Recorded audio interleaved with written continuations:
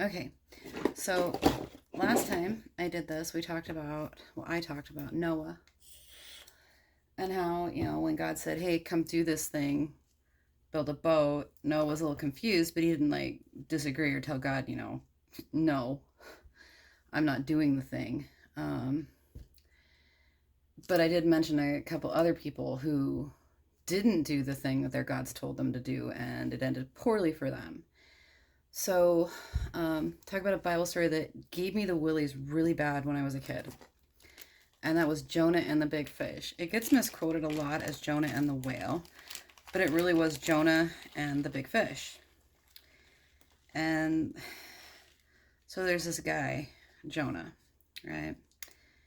And Jonah is the son of a guy named Amittai. No idea who Amittai is. He's some guy. But that book mentions him, so, there must be some significance, I guess. Either way, so Jonah's doing his thing, and apparently he was a preacher. And, or a teacher, whatever they wanted to call it. And God shows up to him. He did that a lot in the Old Testament. God showed up and, told people things in the Old Testament. And so that's all cool and everything. But God shows up and he tells Jonah, he's like, hey, I want you to go to this town called Nineveh. And I want you to tell these people they're making me really mad and they're being bad. So I want you to tell them to repent or I'm going to knock them down. And Jonah's like, no, Nineveh can burn.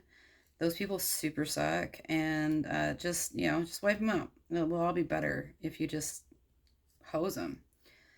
And God's like, no, for real, I want you to go do this thing. And Jonah's like, no, screw you. So then Jonah goes down and he's like, no, those guys are dicks. I'm not doing it. So he decides he's going to go down to the docks in the town of Joppa.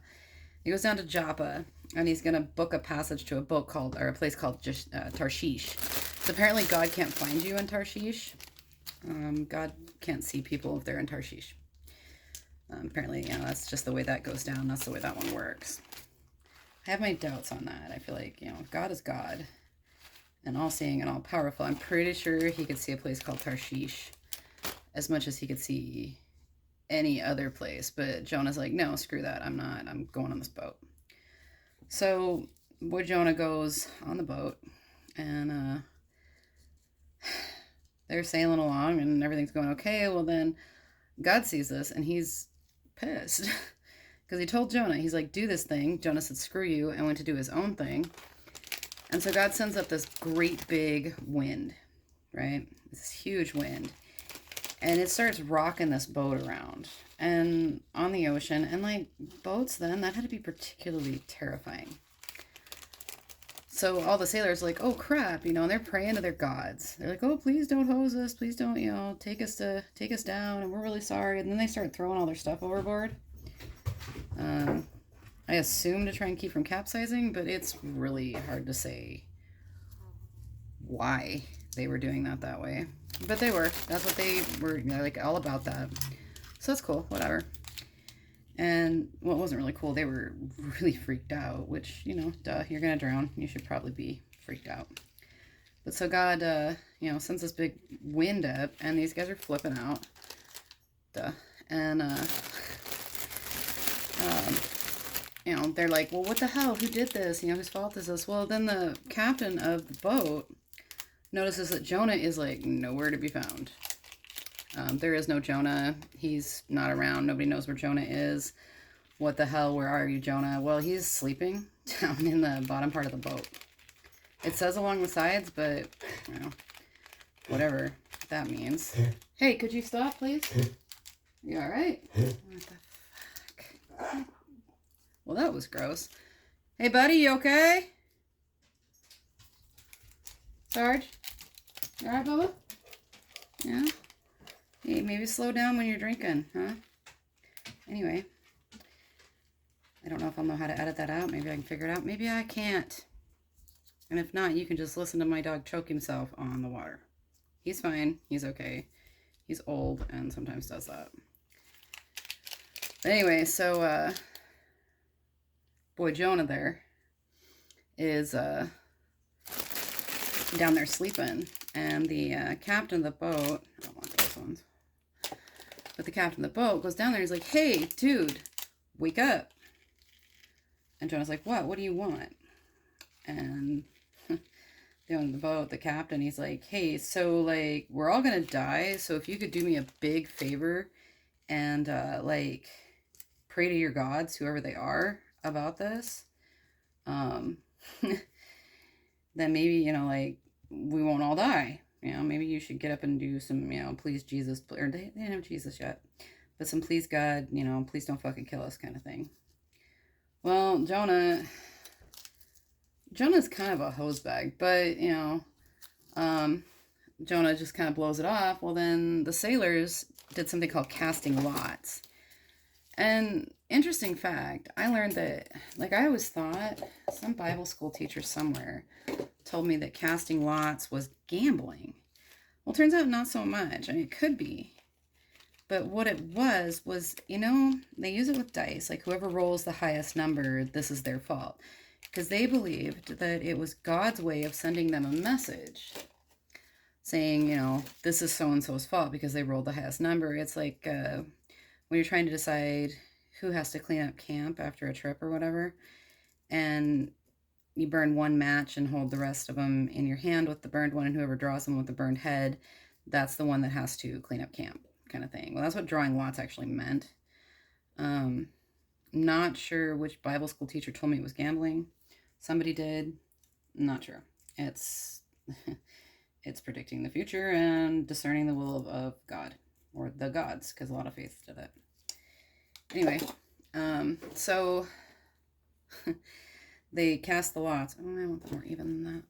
They cast the lots, and it comes back that it's Jonah. Jonah's the one in trouble here, so maybe it worked. Because it was Jonah. And they go to Jonah, and they're like, hey, bruh,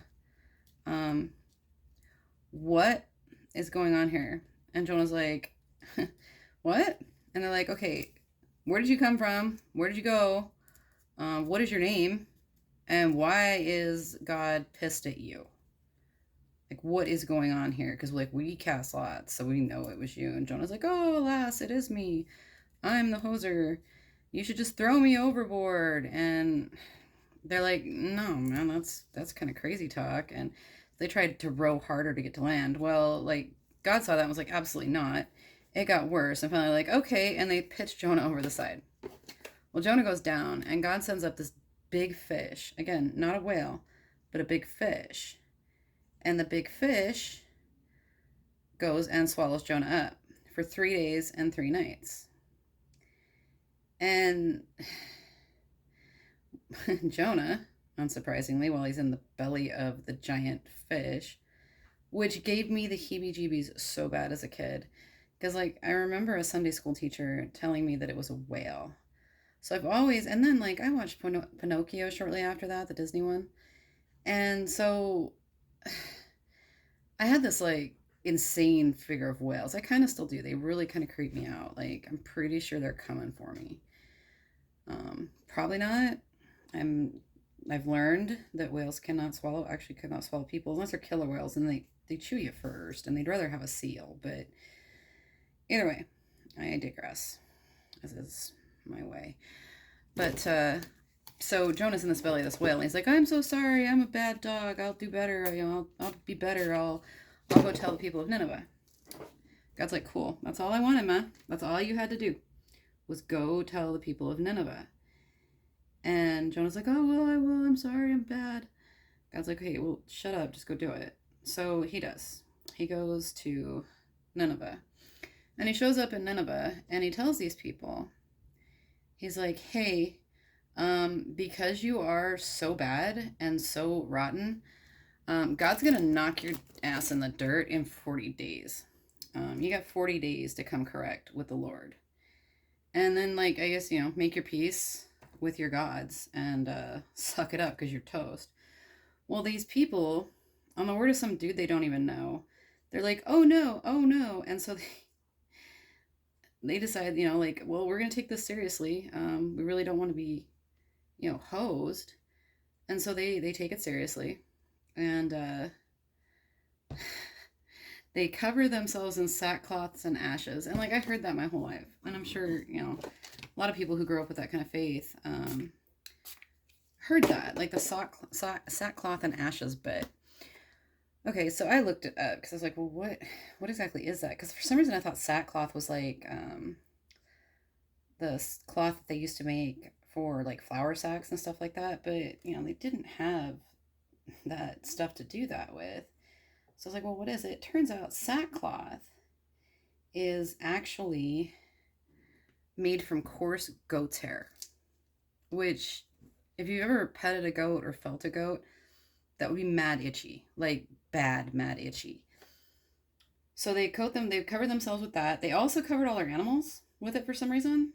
Not sure what the process was on that, but that's the way they do. And then they covered themselves with ashes. It's supposed to symbolize like the deepest form of mourning and repentance for your actions. Because we come from dust, we come from ash, and it's like a reminder of, you know, here's where we came from and here's where we could easily be returned to. And, you know, okay, that's cool. You do you.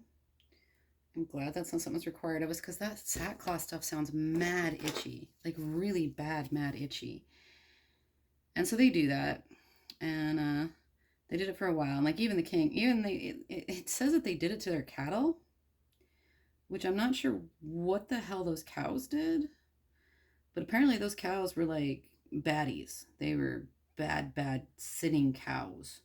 So they got coated in ashes, which, you know, here you are, cow, minding your own damn business, and somebody comes rubbing goat hide and ashes on you. I mean, that had to be like the most super fun time.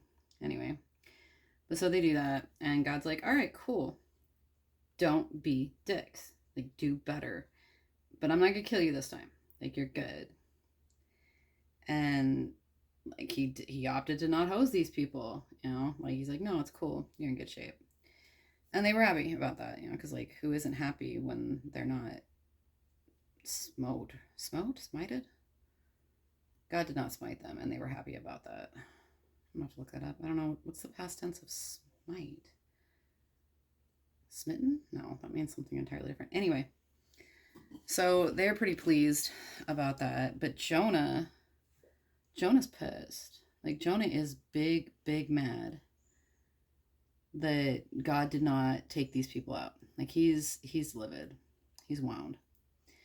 So Jonah goes outside of town, because he's gonna wait for it to get knocked down, and he's waiting for it. He's mad, and like he tells God, "Yeah, you should just, you know, take me out of the game altogether. I would rather be not alive than this."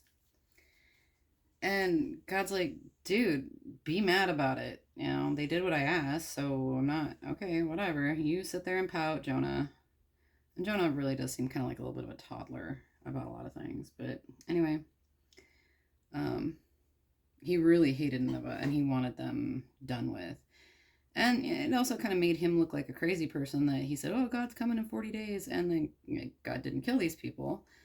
So he did look like a crackpot, but, you know, I think he probably looked more like a crackpot after he went and told people he spent 3 days in a fish belly and didn't die.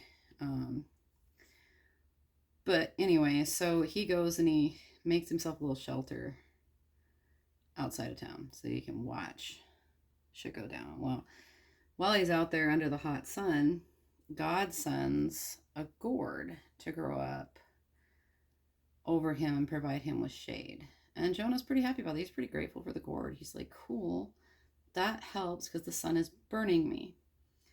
Well then, okay, that was just optical illusion. Cool. So then, like, God, that's the night after he sent that gourd, he sent a worm, and the worm ate the root of the gourd and killed it. And then after the gourd died, God sends another wind. Dude's fond of sending winds at Jonah. But he sends another wind, and the wind and the sun come down and they burn the crud out of Jonah. He's like got a horrible sunburn and he feels awful. And he's like, oh, I'd rather be gone in the afterlife than this. This is the worst. And like I feel like his frame of reference isn't great, but whatever. Dude's a dork. But God's like, whoa, you're big mad about that, huh? Does it do you much good to be all pissy? And Jonah's like, it is. I'm mad. I really like that gourd. And God's like, okay, well, so you're super pissed about this gourd, right? This gourd you didn't plant, you didn't grow, you didn't nourish it, you didn't water it, you didn't do anything about this gourd. You just enjoyed it when it showed up. And then you're, grieved when it's dead. And it's a gourd. It's a plant. It's not that big a deal. And because you didn't have the sense to get out of the sun and the wind, because you're kind of dumb. But and maybe he was afraid to travel by boat again. I mean, I talk about giving you a phobia. But God's like, so you're pissed about that, but not pissed about the idea of killing, was it 6,000, 6 score and thousands? How did he put that? I wrote it down because it was weird. But it was like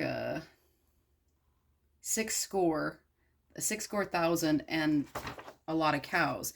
He also refers to the people of Nineveh as not being able to tell their right hand from their left, which is like one of the funnier ways of saying, these people are really freaking stupid, man. Like really stupid.